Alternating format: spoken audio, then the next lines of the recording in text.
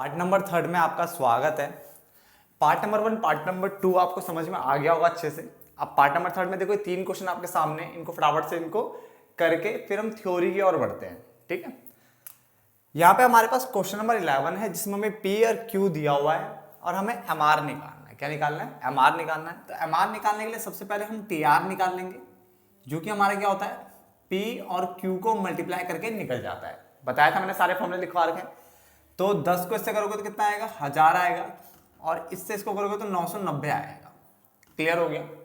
अब ध्यान देने वाली बात यह है कि एम आर कैसे निकलेगा। ठीक है, तो एम आर निकालने के लिए देखो पहले क्वेश्चन कहां से स्टार्ट हो रहा है, 100 से स्टार्ट हो रहा है। इसका मतलब एम आर पहले में डैश होगा। देखो ये क्वेश्चन को चलो पहले तो छोड़ो, पहले मैं क्या बता रहा हूं सुनना।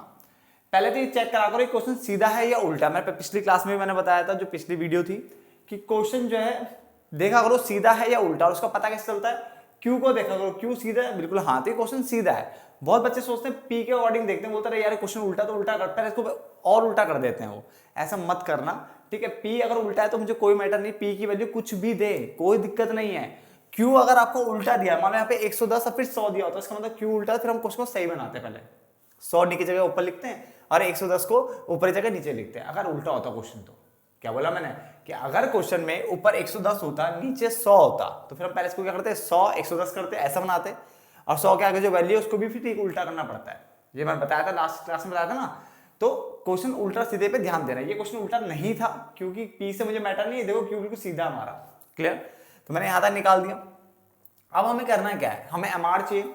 बच्चे क्या करते हैं, उनको पता होगा नीचे में से ऊपर वाला घटाना पड़ता है, तो माइनस का 10 आ गया, ये तो बच्चों को पता होता है। बट बेटा ये आंसर नहीं है। इसमें क्या होगा, यहां से ये भी घटेगा और फिर यहां कितना आएगा 10, तो आंसर आएगा -1। तो एम आर की वैल्यू बेटा -1 आ रही है। क्यों? क्योंकि मैंने आपको फॉर्मूला बताया था, टी आर एन में से टी आर एन -1 घटाना है, और अपॉन में भी क्यू एन में से क्यू एन -1 घटाना पड़ता है, तब जाके आपका एम आर निकलता है। एम आर निकालने के लिए टी आर एन में से टी आर एन -1 घटाना पड़ता है। ये हम हमेशा से कर रहे थे। ठीक है, बट यहाँ पे क्यू एन में से क्यू एन -1 भी घटाना पड़ेगा, क्योंकि हमारे क्यू के बीच में गैप आ रहा है। अगर क्वेश्चन में मान लो यहाँ पे 100 का 101 होता, कितना होता है, 101 होता, तो 101 में 100 के तो 1 आता, तो 1 से फर्क पड़ता नहीं, तो हम देखते भी नहीं इसको, सिर्फ क्या करते, इसको घटा के देखते, -10 लिख देते। अगर यहाँ पे 101 होता तो, क्योंकि वो सीरियल नंबर हो जाता फिर। तो अगर कभी भी आपका जो क्यू 1 2 3 4 मतलब जो भी है सीरियल नंबर अगर है, तब तो सिंपल नीचे से ऊपर घटा लो। बट अगर सीरियल नंबर नहीं है, सपोज 1 2 3 4 के बाद सीधा 6 आ गया मान लो, तो फिर दोबारा गैप आ गया, तो फिर उस गैप को भी देखना पड़ेगा, गैप कितने का है, 2 का, तो 2 से फिर डिवाइड भी करना पड़ता है उस घटाई हुई अमाउंट को। समझ में आ गया ना? तो ध्यान रखना, तो उसकी वैल्यू बेटा -1 है। ऐसे जब टी आर 1500 से 2000 रुपए, यानी टी आर जो है, टी आर 1500 से 2000 रुपए हो जाता है।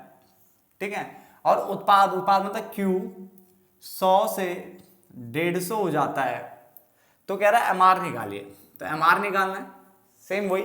कैसे निकलेगा एम आर, पहले देखो 100 से स्टार्ट हो रहा है, तो पहले तो डैश होगा, क्योंकि एक पे ही तीनों बराबर होते हैं, बाकी सब जगह डैश। ठीक है, स्टार्टिंग अगर कहीं और से क्वेश्चन स्टार्ट हो रहा तो। अब यहां पे हम घटाएंगे, कितने गैप आ रहा है, 500 का, बट यहां पे तो गैप है, यहां कितने का है, 50 का, इसे हमने काटा, कितना आ गया आंसर, 10। समझ में आ गया गैप, क्योंकि यहाँ पे गैप चल रहा तो ये भी गैप देखना पड़ता है उस केस में। क्लियर हो गया। आगे चलते हैं, एक जौहरी, ठीक है, यानी जो ज्वेलर होता है, जो है ना ज्वेलर वाला बंदा, वो जो जौहरी है, हीरे की 3 अंगूठी, देखो क्वांटिटी हमें दे दिया 3 अंगूठियों को 12,000 रुपए प्रति अंगूठी, यानी 12,000 रुपए प्रति लिखा है, प्रति यानी एक अंगूठी की कीमत 12,000 है, तो प्राइस जो हमें हो गया 12, तो 3 अंगूठी की कीमत कितनी होगी, तो टी आर निकाल लेंगे, जो कि पी इंटू क्यू होता है, 12 3 36। बात को समझना, अगर यहाँ पे लिखा होता है कि एक जौहरी हीरे की 3 अंगूठियों को 12,000 में बेचता है, यूं लिखा होता 12,000 में बेचता, तो फिर वो 12,000 टोटल होता, वो टी आर दिया होता। बट इसने 12,000 प्रति लिखा है, प्रति इकाई। प्रति वाला कौन सा होता है बेटा, एवरेज होता है, यानी ए आर, यानी इसको ए आर को क्या कहते हैं, ए आर को पीबी कहते हैं बेटा, जो ए आर है उसको क्या कहते हैं, पीबी कहते हैं। तो दोनों में से कुछ भी बोल लो, तो प्रति इकाई बोला था, इसलिए मैंने सोचा प्राइस यानी ए आर ले लिया। और अगर वो बोलता कि नहीं प्रति इकाई नहीं बोलता, 12,000 रुपए में बेचता, तो फिर 12,000 रुपए बेटा टोटल होता। समझ में आ गया। तो एक जौहरी जो है 3 अंगूठी 3 लिखा को 12,000 रुपए प्रति अंगूठी, 12,000 मैंने यहां लिखा, एक अंगूठी 12 की, तो 3 अंगूठी इतने की 36 की होगी। समझ में आ गया, के हिसाब से बेचता है, बेच सकता है। यदि वह 4 अंगूठियां बेचता है, तो उसकी सीमांत संप्राप्ति यानी एम आर, कौन सी चौथी इकाई की जो है 10,500। जब वो 4 बेचता तो सीमांत संप्राप्ति 10,500 दिया है, तो कह रहा है 4 अंगूठियों को वो किस कीमत पर बेचेगा, 4 अंगूठियों को वो किस कीमत पर बेचेगा। इसका मतलब मुझे ये निकालना है, कीमत ये निकालना है, ठीक है। कैसे निकालेंगे, पहले वाले में हमारा डैश ही होगा। अब टीआर निकालने के लिए इसको जोड़ देते हैं, है ना, पता ना, तो कितना आएगा 40 यानी 46,500। टीआर कितना आ जाएगा 46,500 आ जाएगा, क्योंकि टीआर निकालने के लिए एमआर को जोड़ते चले जाते हैं, ये बताया था ना मैंने, सिग्मा एमआर होता है। तो ये हो गया। अब ये कैसे निकलेगा, टीआर को किससे डिवाइड करो, तो क्यू से, क्योंकि एआर निकालने के लिए टीआर को क्यू से डिवाइड करते हैं, तो एआर ही तो है ये, तो डिवाइड करो। 4 1 जा 4, 4 1 जा 4, 2 बचे, 4 6 24, 4 दूनी 8, 4 पंजे 20, बेटा 11,625। तो वो 4 अंगूठियों को 11,625 रुपए के हिसाब से बेचेगा। क्लियर हो गया। चलो फटाफट से नोट डाउन कर ले बच्चे। अब ध्यान से देखिए बच्चा आगे, इसमें एक चीज आपको और ध्यान रखनी है बेटा, ठीक है। मैं ये वीडियोस तो डालता रहूंगा, टेंशन मत लो, ठीक है। साथ में आप स्टैट को फटाफट से निपटा लो। मैं दोबारा बोल रहा हूँ क्योंकि मैंने वहां वो सारी वीडियोस निपटा रखी है ऑलरेडी, तो स्टैट खत्म कर लो जब तक ये वीडियोस तो आती रहेगी, ठीक है। मतलब जैसे जैसे वीडियो आएगी इनको भी देखो, मना नहीं कर रहा हूं, इनको देखो, ठीक है। बट उससे पहले पहले स्टैट कंप्लीट करके अच्छे से तैयार होकर रहो कि आपको स्टैट अच्छे से आती है, ठीक है ना। ये मैं वीडियो जैसे जैसे डालूंगा वैसे वैसे नोट डाउन करते रहना, समझते रहना वीडियो को भी, ठीक है ना। और ये जो चैप्टर हम रिवेन्यू वाला कर रहे हैं, याद रखना इसमें मैं बाजार से रिलेटेड बातें नहीं बताऊंगा ज्यादा, ठीक है, क्योंकि हम बाजार की बात यहाँ पे करेंगे नहीं, बाजार को हम बाजार में ही पढ़ेंगे, जो बाजार वाला चैप्टर है। इसमें सिर्फ रिवेन्यू से रिलेटेड बातें मैं यहाँ पे करवाऊंगा। क्लियर है कि बुक में आपको थोड़ा सा बाजार वाला कॉन्सेप्ट भी मिल जाता है बहुत सारी बुकों में इसके अंदर, ठीक है। तो पहला पॉइंट हमारे पास एक और आ रहा है थ्योरी का, जो आएगा, क्यों हमने थ्योरी में अभी तक पढ़ा क्या है, डेफिनेशंस पढ़ी थी और संप्राप्ति क्या होती है ये बताया था मैंने। क्लियर। अब आते हैं टीआर, एआर और एमआर में संबंध क्या है जब कीमत स्थिर हो। तो पहले मैं डायग्राम समझा रहा हूं, देखो ध्यान से किस तरह से हम इस क्वेश्चन करने वाले हैं। पहले डायग्राम समझाऊंगा अच्छे से सारे जो भी होते हैं, और देन डायग्राम जो इसमें बनने वाले हैं, और उसके बाद फिर मैं इसके जो संबंध है उसको लिख भी दूंगा, ठीक है। संबंध आपको याद रखना है क्योंकि काफी इंपॉर्टेंट बनता है बेटा संबंध, ठीक है। तो टीआर, एआर और एमआर में संबंध जब कीमत स्थिर हो, तो क्या करना है ऐसे केस में, हमने इस तरह से लाइन खींच देनी बेटा। आप स्केल का यूज करना, मैं दोबारा बोल रहा हूं, एक्स, ये वाई, यहां पे आपका संप्राप्ति आ जाएगा जिसमें हमारे पास टी आर भी आएगा, ए आर भी आएगा और एम आर भी आएगा, ठीक है। ये 0 हो जाएगा। और यहां पे जो आएगा बच्चा आपका उत्पाद की इकाई बोलो या इकाइयां बोल देते हो, यूनिट्स, इकाइयां, यानी क्यू हमारा यानी क्वांटिटी यूनिट्स यहां पे आ जाएगा। क्लियर हो गया। अब इसमें बनता है किस तरह से कर वो देखते, पहले आप इतना बनाइए फटाफट से, ठीक है। Y axis, Y X axis बनाइए फटाफट से, बनाओ।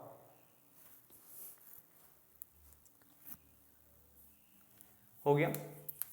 चलो इसमें किस तरह से बनाना आपने, एक सीधी लाइन खींच देनी है ऐसे, ठीक है बच्चा, और एक आएगी बेटा इस तरह से। तो ये आपका टी आर कर्व होता है बेटा, ऐसे ये टी आर कर्व बनता है। और जो ये बन रहा है, ये मान के चलो आपका प्राइस है, तो ये आपका क्या बनेगा, ए आर बराबर एम आर बराबर पी बराबर डी, ठीक है। तो ये कुछ आपको याद भी रखना बच्चा, जब भी प्राइस आपका यानी कीमत आपकी स्थिर होती है, कीमत यानी क्या होती है, स्थिर होती है, उस केस में टी आर तो बेटा देखो ये रहा, बिल्कुल सीधे वे में बढ़ रहा है। और जो ए आर एम आर यानी ए आर का और एम आर का दोनों बराबर होते, दोनों की वैल्यू सेम होगी।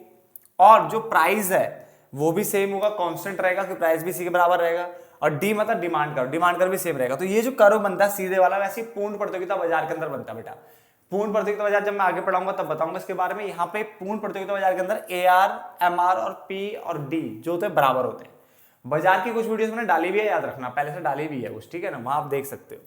तो A R, M R, P और डी, बाकी जो है नए वर्जन में मैं डालने की कोशिश करूंगा। जो नए वर्जन का मतलब ये होता है कि मैंने शायद वहां पे ज्यादा ही कंटेंट डालो, क्या होता है कि बाजार काफी ज्यादा कट चुका है, ठीक है ना। चलो ये बन गया हमारा। इसको इस वे में समझ सकते हैं। सपोज करो मैं टेबल बना के दिखाता हूं आपको, आप भी टेबल बनाओगे तो अच्छा रहेगा आपके लिए। 1 2 3 4 5, ठीक है। सपोज करो मैं प्राइस ले लेता हूं अपनी मर्जी से, 4 रुपए में प्राइस ले लेता हूं। कितना लेता हूं, 4 रुपए ले लेता हूं। तो प्राइस मैंने स्थिर रखा है क्योंकि प्राइस एक जैसा रखना है। तो टी आर क्या निकलेगा आप खुद ही देख लो, 4 8 12 16 और ये 20। देन एम आर निकाल लेता हूँ मैं, पहले पे सेम रहेगा, नीचे से घटाओ 4 आएगा, फिर घटाओ 4, फिर 4, फिर 4। A R equal to P होता है, तो इसका मतलब ये भी 4 रहेगा। तो देखो ना, ए आर और एम आर और साथ में पी, ये तीनों के तीनों, ये और ये तीनों बराबर आ रहे हैं। तो ए आर एम आर और पी क्या होता है, बराबर होता है। और इसी को फर्म का डिमांड कर्व भी बोलते हैं बेटा, ठीक है। ये फर्म का डिमांड कर्व होता है जो इस तरह से जा रहा है वाला, ठीक है ना। तो कभी भी कीमत स्थिर होगी उस केस में A R M R P और डी बराबर होते हैं, और इस तरह से आपका टी आर जाता है। A R M R P और डी तो बराबर हो गए, और टी आर इस तरह से जाएगा। तो अगर आप टीचर बोले क्यों बराबर होता है, अभी बना के दिखा दो ना कि देखो प्राइस सेम है, इसके कारण होता है ये। तो ये आपको आना चाहिए बनाना, ठीक है ना। चलो फटाफट से नोट डाउन कर लो बच्चे, बहुत आसान कर्व था ये वाला, निपट गया ये। अब आगे देखिए ध्यान से, इसको समझते हैं। टी आर, ए आर और एम आर में संबंध जब कीमत स्थिर ना हो, यानी अब कीमत स्थिर नहीं होने वाली, कीमत में चेंज होगा। और ऐसे केस में कैसे बनेगा, तो मैंने देखो एक बनाया है और उसके ठीक नीचे एक और बनाया है, तो आप एक ही सिंगल पेज में बनाना ताकि दोनों आ जाए, समझ में आ गया। वो तो एक ही के अंदर पहले वाला कर तो एक ही में बन गया था तीनों के तीनों, इसको हम अलग अलग बनाएंगे। इस पर बनेगा टी आर कर्व, नीचे बनेगा ए आर और एम आर कर्व, उसके हिसाब से। तो मैंने y x axis 0, y x axis 0, मात्रा लिख लो या इकाइयां लिख लो, q यानी क्वांटिटी, ठीक है ना। और आउटपुट भी बोलते हैं, इंग्लिश में आउटपुट बोल सकते हो, ठीक है। और इस तरफ मैंने अपनी अपनी चीजें लिख दी, यहाँ ए आर एम आर लिखा है, यहाँ टी आर लिखा है। फटाफट से इतना बनाइए, ठीक है। फिर मैं इसके ऊपर कर्व खींच के दिखा रहा हूं आपको कि कर्व कितना आसान है इसका खींचना, ठीक है। इकोनॉमिक्स के मैक्सिमम कर्वेचर हमने साथ में बनाए हैं, और आपको जहां तक है काफी आसान भी लगे होंगे कुछ चीजें, ठीक है ना। चलो कोशिश की आपको आसानी से समझाने की। तो सबसे पहले हम देखो क्या करेंगे, ऐसे आप इस तरह से टी आर कर्व बना लीजिए।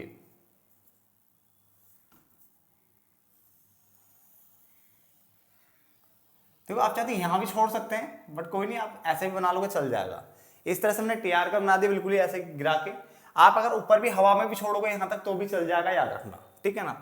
अब स्केल की सहायता से जहां ये टच किया है, इसको डॉट डॉट डॉट डॉट करके बिल्कुल सीधा नीचे लेके आना, इस तरह से। जो इसका मैक्सिमम पॉइंट है वहां से भी एक डॉट डॉट करके लेके आना बच्चे। अब स्केल का यूज कर लेना प्लीज, मेरे पे यहाँ पे स्केल नहीं यूज कर सकते हम, ठीक है। और ये स्मार्ट बोर्ड नहीं है कि मैं बिल्कुल सीधी लाइन खींच दूंगा, ठीक है। तो ये इस तरह से लाइनें आएगी, एक तो मैक्सिमम पॉइंट से सीधी आएगी, एक यहां से आएगी। इस तरह से लाइन खींचे फटाफट से,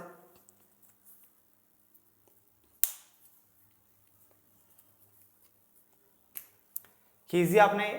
देन उसके बाद आपको क्या करना है, एक लाइन लेके आनी है इस तरह से, और यहां से इस तरह से नीचे कर देना, जो कि हमारा ये होगा एम आर कर्व बेटा। क्या होगा, एम आर। दूसरा भी लेकर आऊंगा बेटा, पहले इसको खींचो फटाफट से, एम आर को खींचो फटाफट से।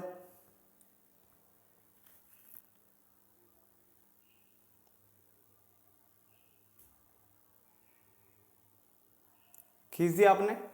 देन उसके बाद यहां से एक और खींचोगे इस तरह से, और ये दूसरी जगह जाएगा बेटा ये, ठीक है ना। ये हमारा ए आर कर्व हो गया, बाहर वाला ए आर कर्व, ये M R curve. M R का जो नीचे है बेटे नेगेटिव है, जीरो यहां से नीचे जाते ही नेगेटिव हो जाता है, ठीक है। ये क्या हमारा ऋणात्मक हो गया यहाँ पे, ऋणात्मक, ठीक है। और यहाँ पे एम आर क्या है, इस जगह पे एम आर हो गया 0, क्या हो गया, एम आर 0 हो गया, ठीक है। ये भी याद रखना। तो इस तरह से बनाओ फटाफट से, ये आपका टी आर कर्व है।